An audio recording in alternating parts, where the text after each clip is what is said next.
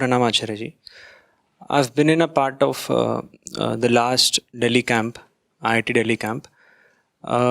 During those 3 days, I've seen that you have spoke to the participants continuously for 6 hours. And then later in the evenings with hostel students for another 2 to 3 hours till 2 a.m. in the morning. And we also get to hear it from the volunteers that you have a very rigorous work schedule. So I wanted to put forth this question, which I came across on Twitter, directed to you, and I quote, "What kind of dissatisfaction do you have in you that makes you teach Vedanta and offer yourselves in the service of other people to ease their suffering? A witness will not intervene, or will he?" And this is not a question, this is a taunt. Here to me. What kind of dissatisfaction do you have in you that makes you teach Vedanta and offer yourselves in the service of other people to ease their suffering? A witness will not intervene, or will he? This is more of a barb. What kind of dissatisfaction you have that you do these things? A witness will not do anything. Obviously, the witness is not doing anything. Whatsoever is done by this form in Prakriti. Who told you that the hand can be the witness? My hand moves. When you say I am doing so much, who is doing so much? The self, the Atma, is a non-doer. It does not do anything. When you say I am doing something, who is doing something? The lips move, the tongue moves, the throat is working, the brain is working. These are moving. And in the middle of all this bodily movement, surely there is something immovable. And it is by the virtue of that immovable thing that whatever I am saying is coming. The fellow is saying, why do you work so hard? A witness is not supposed to work, right? It's a smart taunt. The only problem is that wherever you learned this from is not the place, or you have not learnt it rightly. You said a witness does not do anything. The body is not the witness. The body is working.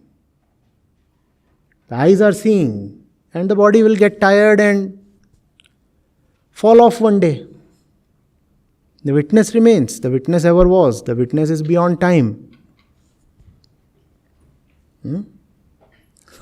What to say? See, these are just botched up spiritual concepts that float in the mediocre kind of spiritual market. I think I have spoken on this witness concept no less than 100 times. When people are afraid of the right action, they seek refuge in such concepts. They say, but we are supposed to be the witness of everything. Why work? Just witness. Why can't you witness yourself not working and know how you are using the concept of witness to evade the right action? Further, if witness is really a witness, how are you talking so much about the witness? A witness is supposed to be hidden by definition, right? A witness is someone who sees but cannot be seen. If the witness can be seen, then somebody is witnessing the witness as well. So the witness is not a true witness, right? There is a witness behind the witness. But then people don't exercise the kind of basic intellectual rigor that is needed to go into these concepts. They just shabbily, hurriedly pick something up from some pop book and start tossing it around. Witness. The only witness is the self itself. Atma. And that's why nothing can be said about the witness, the Atma. Achinte, agye, akalp. The witness is the center with no existence of itself in time and space. Around the witness is the entire universe. And the universe is constantly in motion. The point is that your motion must be centered on the witness. Not that you must become motionless. Our friend here seems to imply that if you are the witness, then you should not move at all. No. The knowers told us of the witness so that our lives are centered on the witness. The witness is at the center, immovable, and everything else is moving in the right way, in the right force, in the right direction around the witness. The witness is like the eye of the cyclone. There has to be tremendous activity around the witness. In your entire being, the witness is the point that always remains untouched, unblemished, unmoved. And because there is something within you that remains untouched, it enables you to accept all kinds of daring challenges. That is the witness. In fact, if you do not have that point of absolute stability and certainty within you, you cannot move freely. Because you know that there is something within that will never be touched or corrupted or destroyed. So you can plunge into situations that threaten to corrupt and destroy you. You can plunge into any kind of worldly fire, knowing fully well, na hanyate hanyamane sharire. There is something within that will not be destroyed even if that sharir is. That is the witness. Witness does not mean you will avoid the worldly fire. Witness means you will plunge into the worldly fire because na hanyate hanyamane sharire. It will never be lost. And if the body goes, let the body go. The body is anyway supposed to go. The real thing will never ever die. So why should I be afraid? That's the witness. The witness is somewhat like the, very, very broadly put, the axis of the ceiling fan. Does it move? Because it does not move, therefore the fan can move with all its speed. What happens when the axis itself starts moving? You run out of the room. Because now any mad thing is possible. That's the witness. The center around which all the worldly motion, all the activity of life can take place. That center should never move. The point is to ask yourself, do you have something in you that the world can never ever touch? Or is everything within you vulnerable to touch and exploitation and influence? You must have something within you that the world can never touch, let alone master. That's the witness. Something within that will never participate in anything in life or in the world. Never a participant. I am not involved. Even if the mind is involved and the body is involved, something within should never be involved. Something just sits, untouched. It's not interested even in watching. To say that the witness watches is also an infringement on the nature of the witness. The witness is not interested even in watching. The witness just is.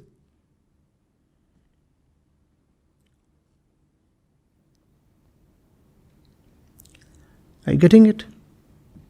So these are like adolescent quips. Why are you working? The witness never works.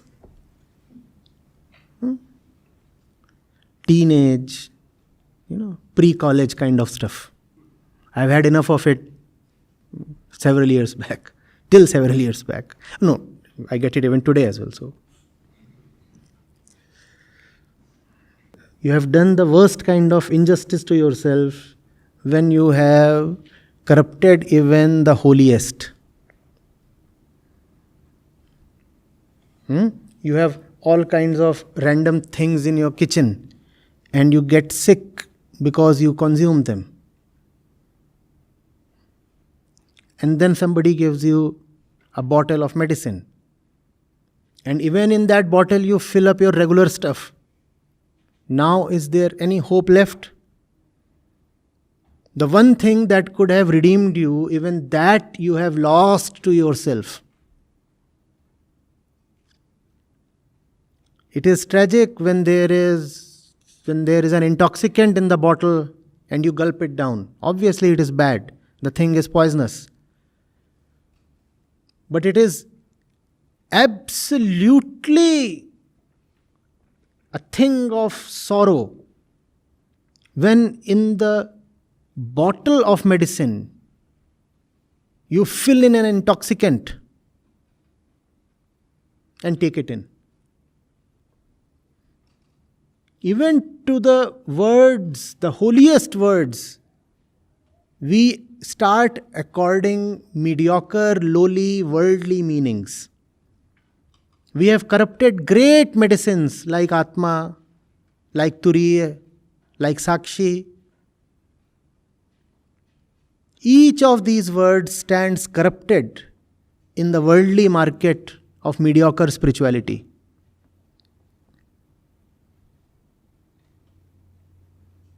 Prem, Satya, Anand. Every third person and every single guru is touting these words with pure impunity. Nobody comes and seeks accountability. And because these things are not mathematical, therefore you cannot instantly prove someone wrong. The fellow can speak for 2 hours, let's say, on Anand. And he is talking pure crap. But it's not possible for most people to prove that he is talking crap. So he continues without any punishment.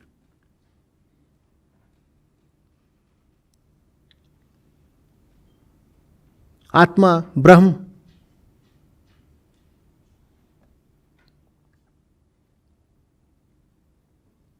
Ishwar. Great renowned person. I was reading him recently and it was such a shock. He was equating Atma with Ishwar. How can you do this?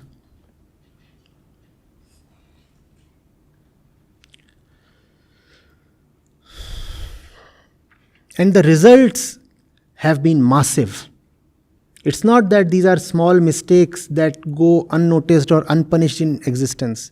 For all the misery that mankind is experiencing today, it is this misrepresentation that is responsible. It will sound strange to you, but yes, this is the fundamental reason. Because spirituality is the last resort, the ultimate medicine. We have corrupted the ultimate medicine as well. Now tell me what will save us?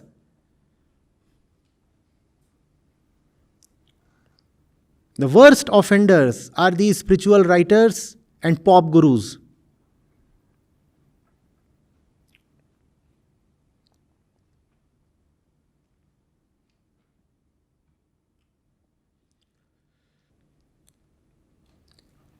Observation is not the same as witnessing. You sit here and you watch me speaking. In ordinary language, it is permissible to say that you witnessed me speak. And you'll say that. You'll say there was this Mahotsav organized at IISc and we witnessed Acharya Prashant speaking. That is permissible in ordinary parlance. In pure spirituality, in technical Vedant, you cannot use the word witness this way. Yes, you observed me. You didn't witness me. You observed me. You observed me because the observer and the observed object both were present. It was an act in duality. The two were there. Did you disappear internally while watching me? That hardly happened. So you didn't witness. To witness is to not to be. When you are not, then you are the witness. But you constantly are, so how can you witness? Observation and witnessing are not the same thing. But gurus tell you, oh, you must be a witness to everything that is happening in your life. What nonsense. It's not just a matter of wordplay. It has severe implications. Because it is a technical thing. Just as in physics, force and power are not the same thing. But sometimes we use these words interchangeably in ordinary language, don't we? Sometimes you say, he hit me with great force. Or you say, he pushed me with great power. But a student with physics, basic Newtonian physics will tell you force and power are not the same thing at all. Similarly, the observer and the witness are dimensions apart. How are you using these two words interchangeably?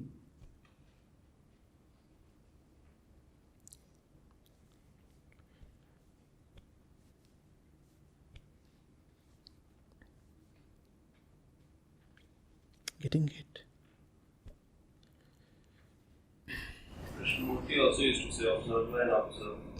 That's what. That's a more practical usage. The observer is there and the observed is there, and that's the way the worldly duality functions. Witness is a very sacred word. It has to be used with caution.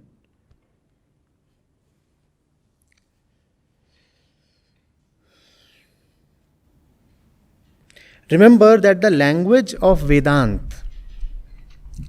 proceeds via negativa. So witness does not mean actively witnessing. It is not a word that affirms an action.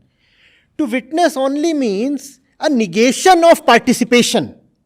Do you get the difference? So when you say somebody is a witness, that does not mean that he is actively witnessing. Rather, in the tradition of Vedanta, it means that he is not participating. That's all. To witness is not to do the action of witnessing. It is to not to do the action of participating. That is witnessing. That's all. You must have something within you that is so contented in itself, so joyful, so peaceful, so absolutely complete that it does not seek to participate in anything. Great party going on, oh, I am all right, I won't participate. A great sorrow has fallen, oh, I am still okay, I won't participate. That's the witness within you. That's called as Atma. Atma alone, true self alone is the witness. And that's the endeavor of the entire spiritual process, to reach internally where Aham meets the Atma, the ego meets the true self. And then so many things happen on the periphery. Internally you remain blissful. Okay, all right, healthy. Even in the moment of your death, okay. That's the purpose of the spiritual process and the purpose of life.